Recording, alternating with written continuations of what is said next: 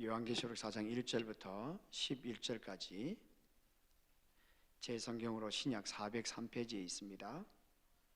요한계시록 4장 1절부터 11절까지 제가 한 절 읽고 여러분이 한 절 읽고 그리고 마지막 절은 우리 다 같이 한 목소리로 하나님의 말씀을 받들어 봉독하도록 하겠습니다.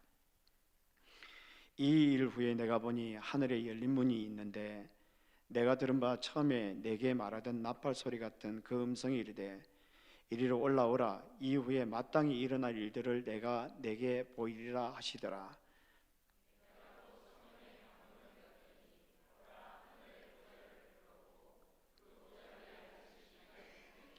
앉으신 이의 모양이 백옥과 홍보석 같고 또 무지개가 있어 보좌에 둘렸는데 그 모양이 녹보석 같더라.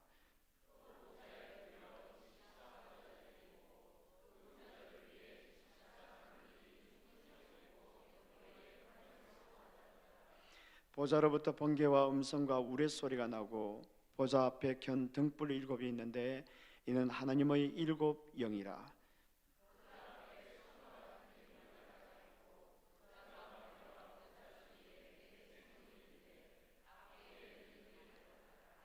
그 첫째 생물은 사자 같고 그 둘째 생물은 송아지 같고 그 셋째 생물은 얼굴이 사람 같고 그 넷째 생물은 날아가는 독수리 같은데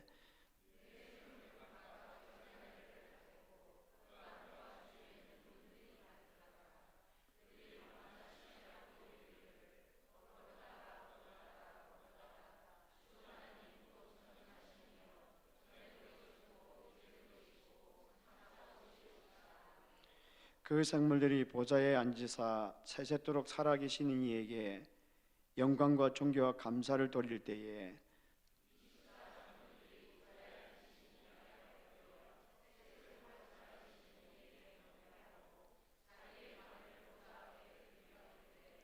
우리 주 하나님이여 영광과 존귀와 권능을 받으시는 것이 합당하오니 주께서 만물을 지으신지라. 만물이 주의 뜻대로 있었고 또 지으심을 받았나이다 하더라. 아멘. 가끔은 누구에게나 필요한 말이라는 글이 있습니다. 가끔은 누구에게나 필요한 말. 이 글에 보면 작가가 자신의 경험을 담고 있는데 그 경험에 이야기인 적이 이렇습니다. 이분이 자주 들리는 인터넷 카페가 있었던 것 같습니다.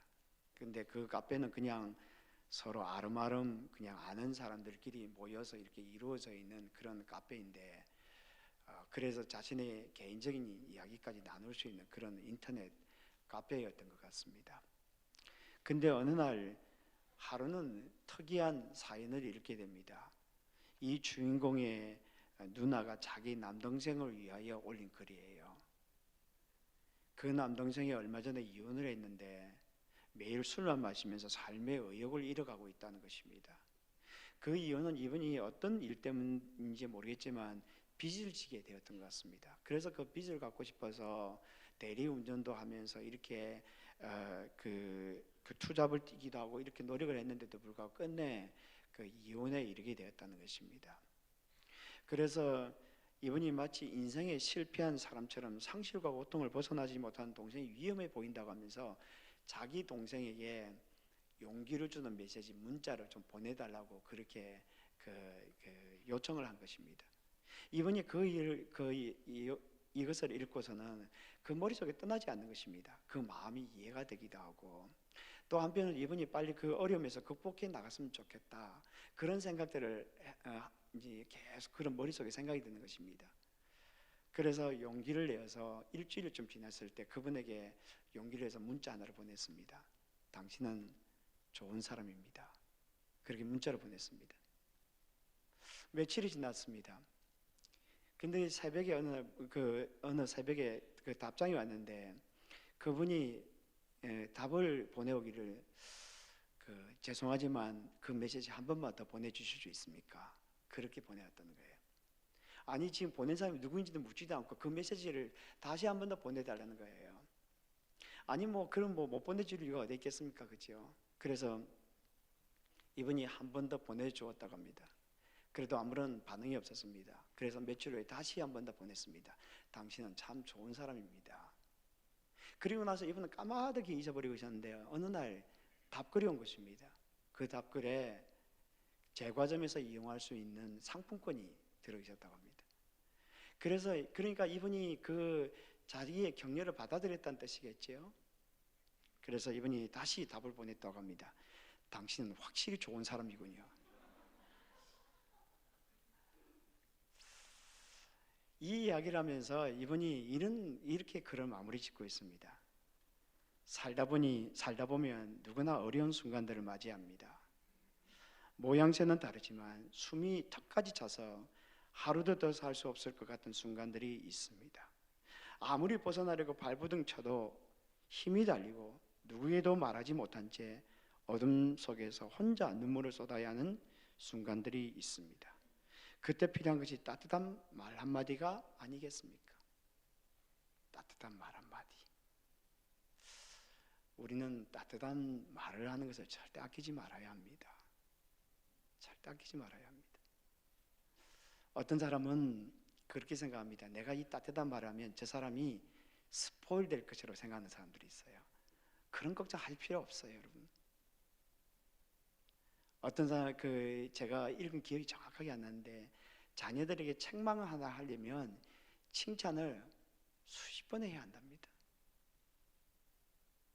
따뜻한 말을 절대 아끼지 말아야 합니다. 왜냐하면 그것이 사람을 살리기 때문입니다. 하나님은 우리에게 위로를 주고 싶어 하신 분이에요. 하나님은 우리를 격려하고 싶어 하는 분이에요.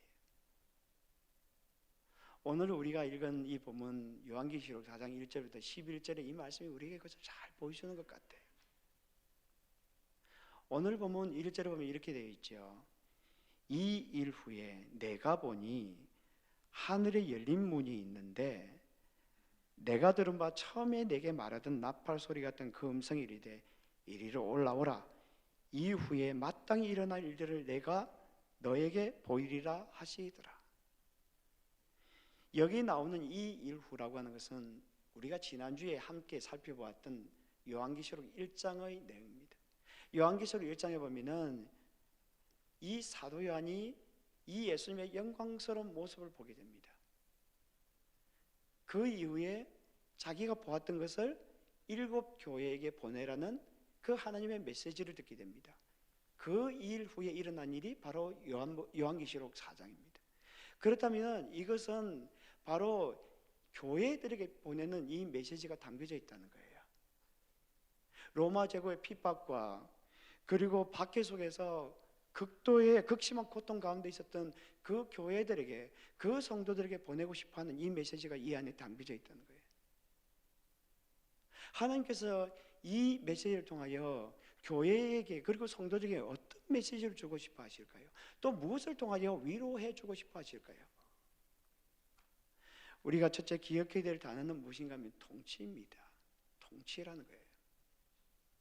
하나님 그분이 우리의 하나님이라는 겁니다. 하나님 그분이 우리 인생을 다스린다는 거예요. 하나님 그분이 우리의 삶을 이끌어 나가신다는 겁니다. 하나님이 통치하신다는 겁니다. 오늘 본문 1절을 다시 한번 더 읽어보면 이렇게 되어 있죠. 이 일 후에 내가 보니 하늘이 열린 문이 있는데 처음에 내가 들은 바, 처음 내게 말하던 나팔 소리 같은 그 음성이 이르되 이리로 올라와라. 이 후에 마땅히 일어날 일들을 내가 내게 보이리라 하시더라. 여기 보면은 사도 요한이 하늘의 이 열린 문을 보게 됩니다. 그 문을 통하여 초대를 받게 되죠. 초대를 받게 됩니다. 근데 이 열린 문이 무슨 하늘에 열린 문이 있겠어요? 무슨 문이 있을까요? 여러분 하늘을 봐도 문이 있습니까? 여기서 말하라고 하자는 것은 문이라고 하는 것은 하나님이 계신 곳으로 들어가는 출입구를 상징하는 거예요. 여기 이 표현은 상징이에요. 그런데 이 문이 열려 있는데 이미 열려져 있었다라고 그렇게 이야기를 하고 있는 거예요.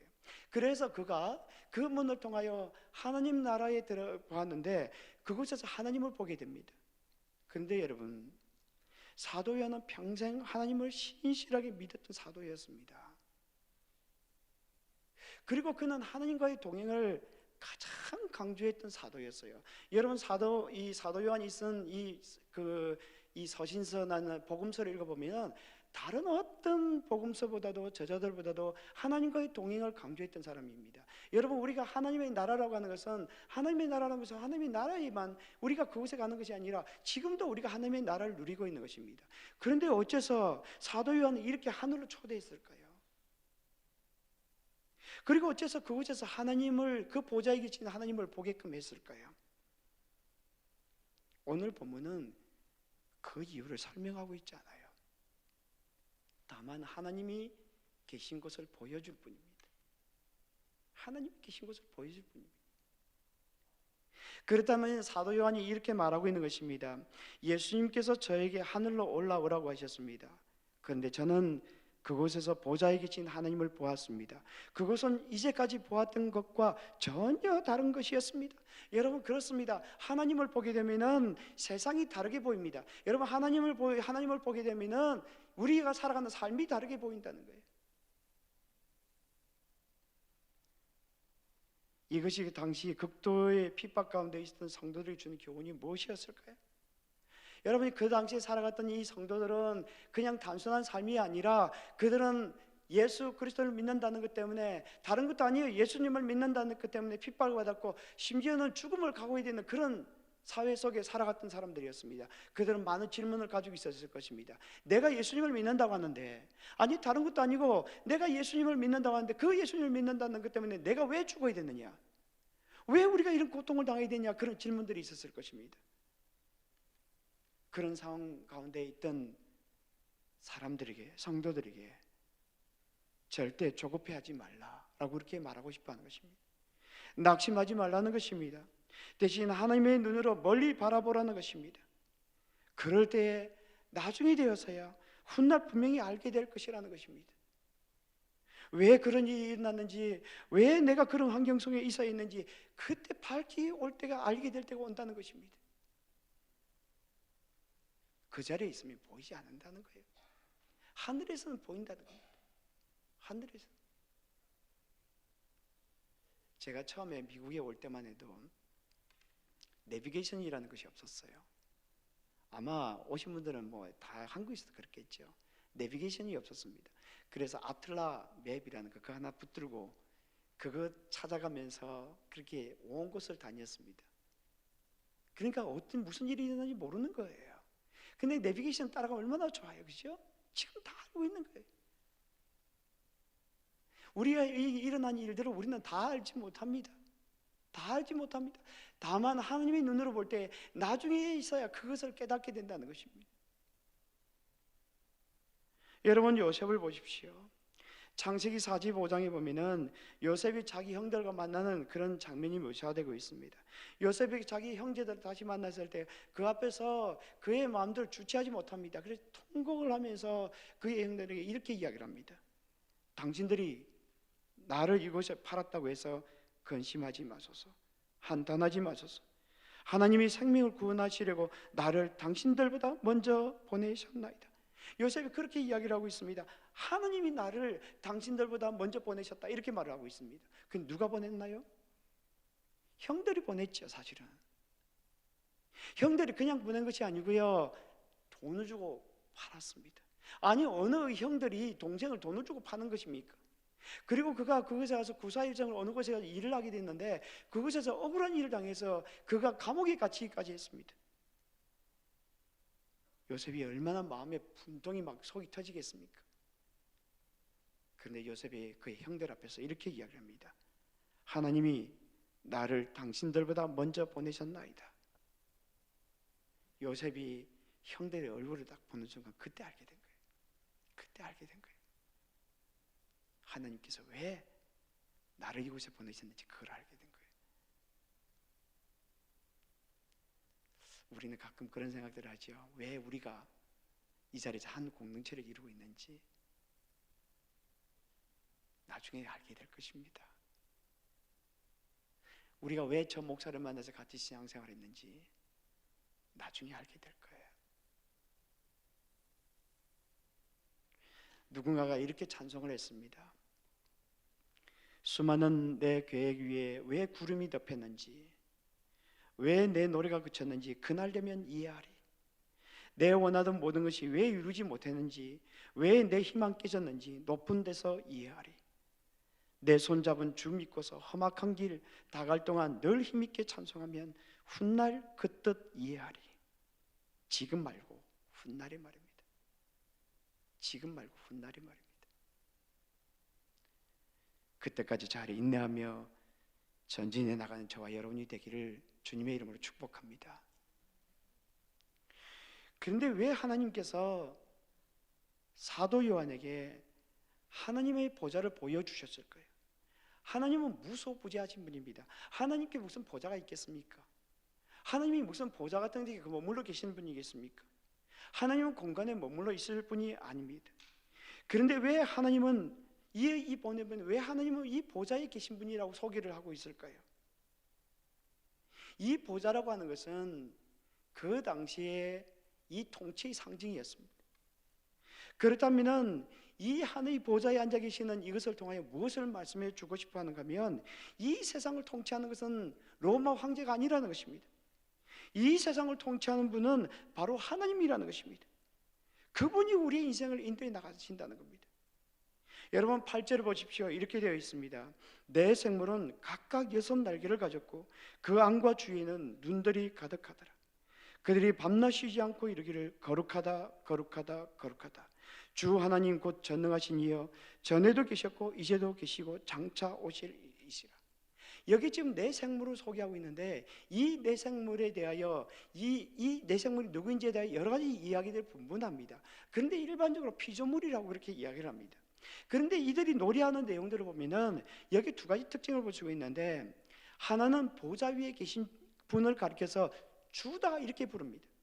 이 주라는 것은 그 당시에 로마 황제를 가리킬 때만 사용하는 단어였다고 합니다. 퀴리오스라고 하는 것, 이것은 아무에게나 사용하는 단어가 아니었다고 합니다. 그런데 이 내 생물이 예수님을 가리켜서 주라고 부르고 있다는 것입니다. 그러니까 로마 황제가 이 세상을 다스리는 그런 존재가 아니라는 겁니다. 하나님이 이 세상을 통치하는 분이라는 것입니다. 또 하나는 보좌에 계신 이는 역사를 통치하시는 분이라는 것입니다. 오늘 본문에서 이렇게 말을 하고 있습니다. 전에도 계셨고 이제도 계시고 장차 오실이시라. 그러니까 그분은, 그 보좌에 계시는 분은 이 역사의 처음부터, 역사의 시작부터 계셨던 분이고, 그리고 역사 가운데도 계시고, 그리고 앞으로도 계실 분이라 이렇게 말을 하고 있습니다. 그러니까 그분은 역사를 통치하신 분이다 이렇게 말을 하고 있는 것입니다. 우리가 삶을 살아갈 때에 때로는 정말 어두운 가운데 있을 때가 있을 것입니다. 감당하지 못해서 포기하고 싶을 때도 있을 것입니다. 그럴 때에도 한 가지 확신을 가슴에 꼭 품게 되기를 바랍니다. 하나님이 내 인생의 주관자라는 것입니다. 그 주관자이신 그 하나님이 우리와 함께 하신다는 겁니다. 그리고 그 하나님이 나를 이끌어 나가고 있다는 것입니다. 여러분 야곱을 보십시오. 창세기 28장에 보면 야곱은 형 에서를 피하여서 그 멀리 외가가 있는 하란으로 가고 있었습니다. 그런데 밤이 되었습니다. 아무도 없는 광야였습니다. 그곳에서 돌 하나를 취하여서 그 돌을 베고 그렇게 누웠습니다. 그런데 꿈에서 사닥다리 하나를 보게 됩니다. 그 사닥다리 끝이 하늘에 닿았습니다. 하나님의 사닥이 오르내리고 있었습니다. 그때 하나님께서 야곱에게 이렇게 말씀하셨습니다. 나는 여호와니 내가 너와 함께 있어. 내가 어디로 가든지 너를 지키며 너를 이끌어 이 땅에서 돌아오게 할지라. 내가 네게 허락한 것을 다 이루기까지 너를 떠나지 아니하리라. 나는 여호와니 내가 너와 함께 있어 내가 어디로 가든지 너를 지키며 너를 이끌어 이 땅으로 돌아오게 할지라. 내가 네게 허락한 것을 다 이루기까지 너를 떠나지 아니하리라. 이 말을 듣자마자 야곱이 잠에서 깨어났습니다. 그리고 이렇게 고백하고 있습니다. 여호와께서 과연 여기 계시는 것을 계시거늘 내가 알지 못하였도다. 두렵도다 이곳이요 이것은 다름 아닌 하나님의 집이요 하늘의 문이로다. 하늘의 문이로다. 우리 찬송가에 보면 우리가 잘 부르지 않는 그런 찬송들이 있어요. 그런데 그 중에 참 좋은 것들이 많이 있습니다. 그 중에 하나가 47장인데요 하늘이 푸르고라는 것입니다. 그 가사가 이렇습니다. 걱정과 근심이 없어진 좋은 날, 새로운 희망이 솟구쳐 오르네. 생명의 양식을 땅에서 맛보면 하늘의 은총을 넘치게 주시리. 이 찬송은 김규태라고 하는 교수님이 작곡한 것인데요, 이분은 교수로서, 그리고 교수로 수많은 제자들을 길러냈던 분입니다. 그리고 장로로서 섬기기도 하고, 그리고 작곡가로서 다양한 작품들을 만들어내었던 분입니다. 그런데 어느 날 그의 삶에 어려움이 찾아왔습니다. 함께 섬기는 교회의 장로님 한 분이 사업에 어려움을 겪는다는 이야기 듣고서 돈을 빌려준 것입니다. 자기 돈뿐 아니라 친척들의 돈을 빌려서, 그래서 상당히 큰 액수를 그 사람에게 빌려주었습니다. 그런데 그 돈이 다 날아갈 그런 상황이 되었습니다. 그래서 변호사에게 의뢰를 했습니다. 아무 해결 실마리를 찾지 못했습니다. 그런데 도움을 받은 장로님은 슬그머니 연락을 끊고 사라져버렸습니다. 여러분, 교회 안에서도 이런 일이 일어납니다. 이때 얼마나 큰 배신감을 느꼈겠습니까? 시간이 지날수록 눈덩이처럼 불어나는 경제적인 손실 때문에 감당할 수 없는 상황이 되었습니다. 그렇게 안절부절 초조하게 시간을 보내고 있던 어느 날 찬송 시 하나를 손에 넣게 됩니다. 그 찬송이 바로 하늘이 푸르고라는 것입니다. 3절이 가사가 이렇습니다. 걱정과 근심이 없어진 좋은 날, 새로운 희망이 솟구쳐 오르네. 생명의 양식을 땅에서 맛보면 하늘의 은총을 넘치게 주시리. 그러니까 하나님께서 이분에게 찾아오신 것입니다. 그리고 교수님의 상처받은 마음을 어루만지셨습니다. 그리고 이 교수님이 이 시를 계속 수없이 이렇게 반복했습니다. 그리고는 어느새 그는 모든 것을 내려놓고 하나님께 나갔습니다. 맞습니다. 하나님, 제 기쁨은 땅이 아니라 하늘에 있습니다.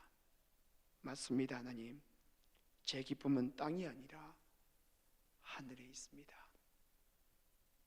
여러분, 세상을 기쁨으로 삼고 살지 않게 되기를 바랍니다. 세상을 기쁨으로 삼고 살지 않게 되기를 바랍니다. 오늘 본문 2절에 보면 이렇게 말씀하고 있습니다. 내가 곧 성령에 감동되었더니 보라, 하늘에 보좌를 베풀었고 그 보좌 위에 앉으신 이가 있는데, 하나님은 사도 요한에게 하나님 자신의 모습을 보여주고 싶었습니다. 어떤 모습이었습니까? 보좌 위에 계신 분이었습니다. 통치하시는 분이었습니다.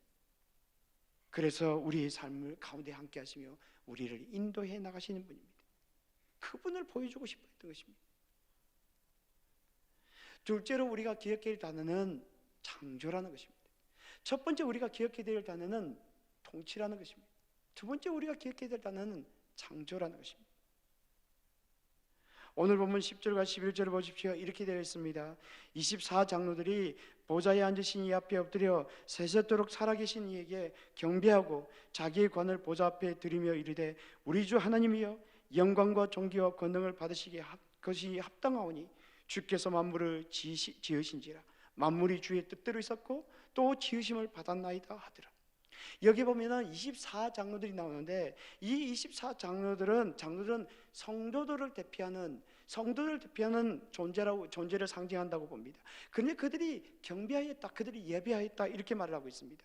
그런데 그들이 예배하면서 무엇을 하는가 하면 자기들이 머리에 관을 쓰고 있는데, 이 관을 하나님 앞에 드렸다, 이렇게 이야기를 하고 있습니다. 그런데 원래 이 뜻은 던졌다, 이런 뜻을 가지고 있어요. 그런데 아마 던졌다라고 그렇게 표현하면은 이것이 올바르지 올바르지 못한, 좀 어색하다고 여겨졌는지 드렸다, 이렇게 표현을 하고 있습니다. 그런데 사실은 던졌다라고 하는 것이 더 올바른 번역입니다.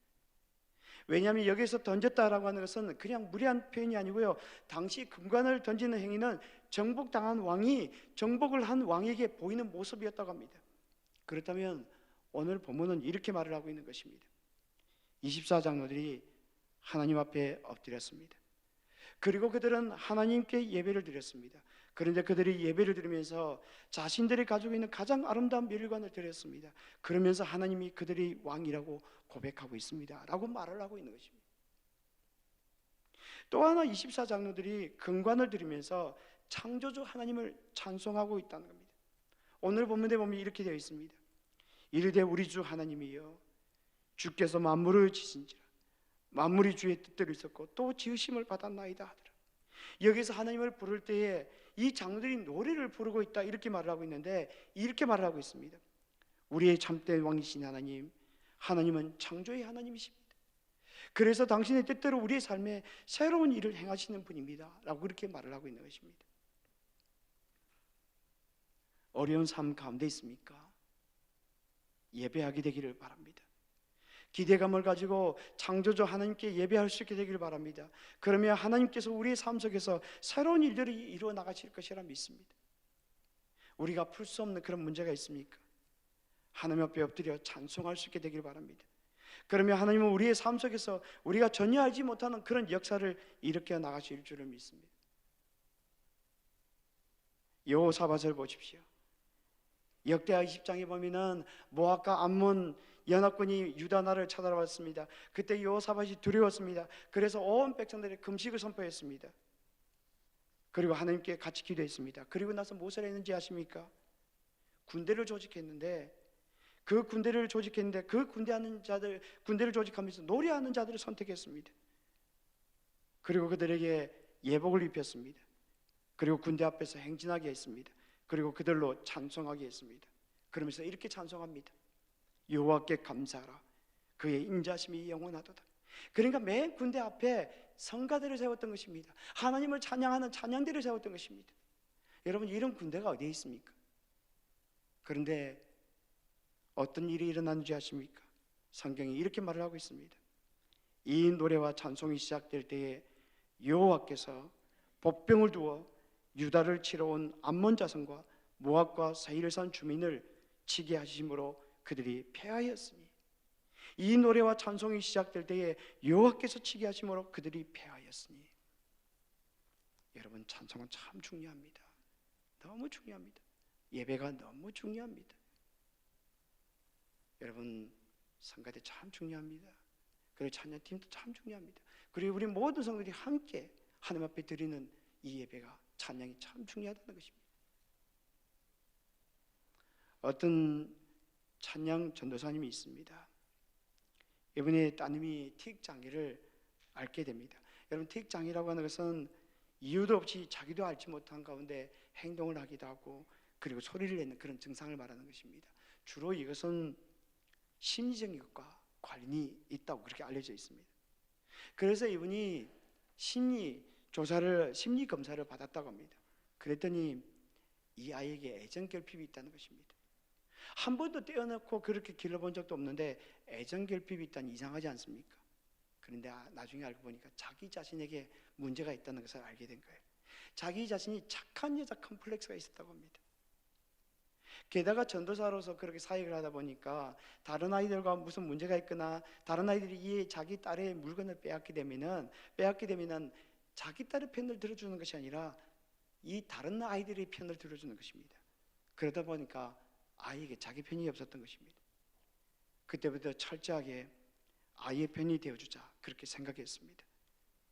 문제는 아이가 조금 더 커 나가면서 통제할 수 없을 만큼 소리 지르기 시작했습니다.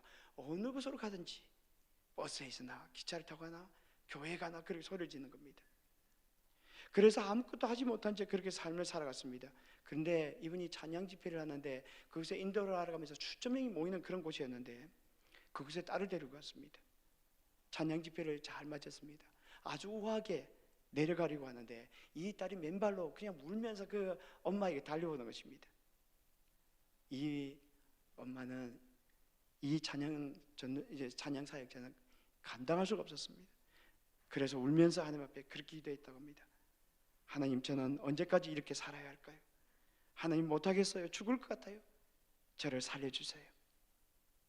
그러던 어느 날부터 스쿠터를 타기 시작했는데 그 스쿠터에 아이를 태워 가지고 멀리 가서 그렇게 아이와 함께 놀곤 했다고 합니다.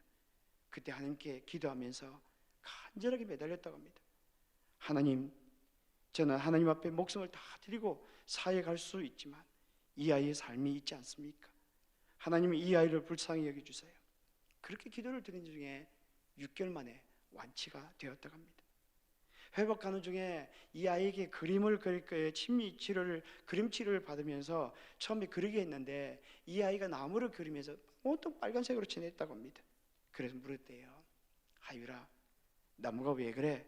그랬더니 하는 말이 나무가 너무 아파요 그러더랍니다. 그런데 치료가 거의 마지막쯤에 그 나무가 그려져 있으니까 바로 뒷면에다가 새로운 그림을 그리겠는데 나무가 온통 초록색이고 열매를 맺고 나무가 살아있는 거예요. 그러면서 딸이 이렇게 말했다고 합니다. 나무가 이제 아프지 않아요. 나무가 이제 살아났어요. 나무가 행복해요 라고 이렇게 말했다고 합니다. 하나님께서 사도 요한에게 이렇게 말씀하고 있습니다. 이리로 올라오라. 이후에 마땅히 일어날 일들을 내가 너에게 보이리라. 하나님께서 사도 요한을 통하여서 극심한 고통 중에 있었던 그 교회의 성도들과 그 교회에 메시지를 주고 싶어 했던 것입니다. 두 단어였습니다. 하나는 통치라는 겁니다. 하나님께서 그들을 다스리시다는 겁니다. 하나님께서 그들을 인도하신다는 겁니다. 또 하나는 창조라는 것입니다. 하나님은 창조주라는 것입니다. 그래서 우리의 삶 가운데 새로운 일을 행하신 분이라는 것입니다. 역사의 통치자이며 창조자이신 하나님을 붙들고 살아감으로 말미암아 복된 삶을 살아가는 저와 여러분이 되기를 주님의 이름으로 축복합니다. 같이 기도하겠습니다.